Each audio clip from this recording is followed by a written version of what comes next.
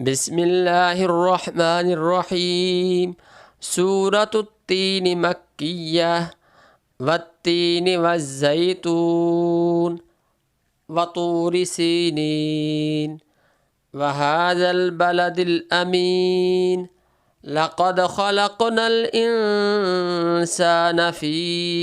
أحسن تقويم ثم رددناه أسفل سافلين إلا الذين آمنوا وعملوا الصالحات فلهم أجر غير ممنون فما يكذبك بعد بالدين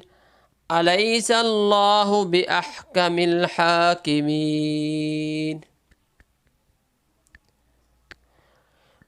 والتين والزيتون وطور سينين وهذا البلد الأمين لقد خلقنا الإنسان في أحسن تقويم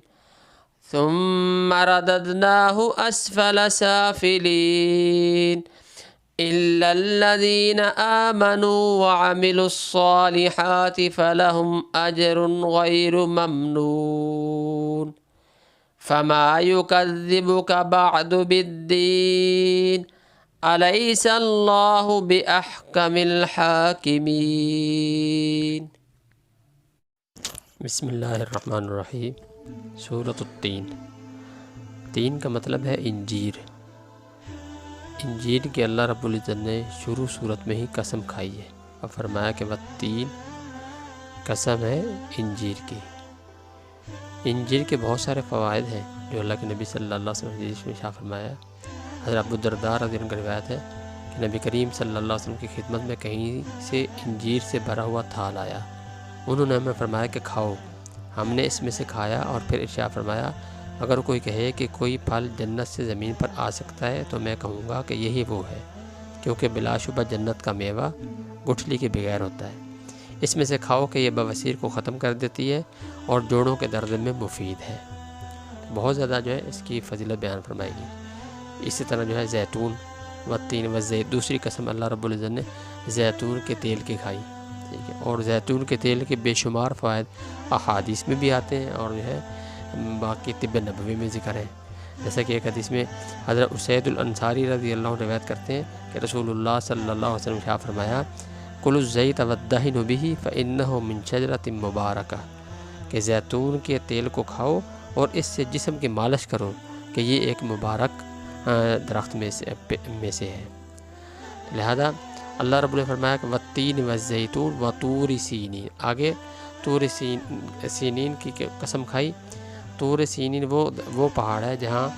حضرت موسیٰ علیہ السلام اللہ رب العزت سے ہم کلام ہوئے، ٹھیک ہے، اور جس کا جو ہے باقاعدہ اس سورت میں ذکر بھی ہے۔ اور آگے فرمایا وَهَذَا الْبَلَدِ الْأَمِينَ، کہ اس مبارک شہر کی قسم کھائی اللہ رب العزت نے۔ کس مبارک شہر کی؟ جس میں اللہ رب العزت کا پیارا گھر خانہ کعبہ، اور جس میں جو ہے اللہ رب العزت کا سب سے پہلا گھر، اس زمین پر جو سب سے پہلا گھر ہے تو وہ جہاں واقع ہے، تو اس کی قسم کھائی اللہ رب العزت نے۔ تو علماء ذرا فرماتے ہیں کہ ان ساری قسم کھانے کے بعد مقصود کیا ہے؟ فرمایا کہ یہ سب مقامات متبرکہ جہاں زیتون اور انجیل وغیرہ ہوتے ہیں، اور جو ہے طور سینا پہاڑ ہے، اور جہاں خانہ کعبہ واقع ہے، فرمایا کہ وہاں ایسے ایسے اولو العزم پیغمبر اٹھے ہیں، یعنی ان کی پیدائش ہوئی ہے کہ وہ سب اس پر گواہ ہیں کہ ہم نے انسان کو کیسے اچھے سانچے میں ڈالا۔ یعنی آگے قسم کی، آگے اللہ رب العزت نے جس بات کے لیے قسم کھائی وہ بات ذکر فرمائیے لقد خلقنا الانسان فی احسن تقویم، فرمایا کہ ہم نے انسان کو کیسے اچھے سانچے میں ڈالا اور کیسی اس کو ظاہری اور باطنی خوبیوں سے اس کو نوازا اور اس کے وجود میں جمع کی کہ اگر یہ اپنی صحیح فطرت پر ترقی کرے تو فرشتوں سے بھی سبقت لے جائے بلکہ مسجود ملائکہ بنے، اور اگر منکر ہو، اللہ رب العزت کا منکر ہو جائے اور اللہ تعالیٰ کا انکار کر بیٹھے، فرمایا کہ یہ جانوروں سے بھی بدتر ہے۔ اس لیے اللہ تعالیٰ فرمایا ثم رددناہ اسفل سافلین، اور ایک معنی اس کا یہ بھی بیان کیا جاتا ہے، یعنی کہ وہ اللہ رب العزت اس کو آخری عمر تک اللہ تعالیٰ جو ہے اس کو دھکیل دیتے ہیں. اس کی آخری عمر جب وہ بوڑھا ہو جاتا ہے، جوانی کے بعد جب بوڑھاپا آتا ہے تو اس وقت انسان کیسا ہو جاتا ہے. بہرحال شاہ فرمایا الا الذین آمنوا وعملوا الصالحات فلہم اجر غیر ممنون، کہ جو ایمان لائے، نیک اعمال کیے، فرمایا کہ ان کے لیے ان کا اجر جو ہے اللہ رب العزت کے ہاں ایسا ہے کہ وہ بے انتہا ہے. اللہ کے نبی صلی اللہ علیہ وسلم شاہ فرمایا کہ جب بندہ بیماری کو پہنچ جاتا ہے اور وہ اس طرح کے نیک اعمال نہیں کر سکتا جیسے کہ صحت میں کرتا ہے، تو اللہ رب العزت فرشتوں سے فرماتے ہیں کہ اس کے وہی نیک اعمال لکھو جیسے یہ صحت کے زمانے میں ہی عمل کرتا تھا، اسی جیسے اس کے اعمال اب بھی لکھو. یعنی اس کے نامہ اعمال میں اس کی صحت والی زندگی کے نیک اعمال لکھے جاتے ہیں.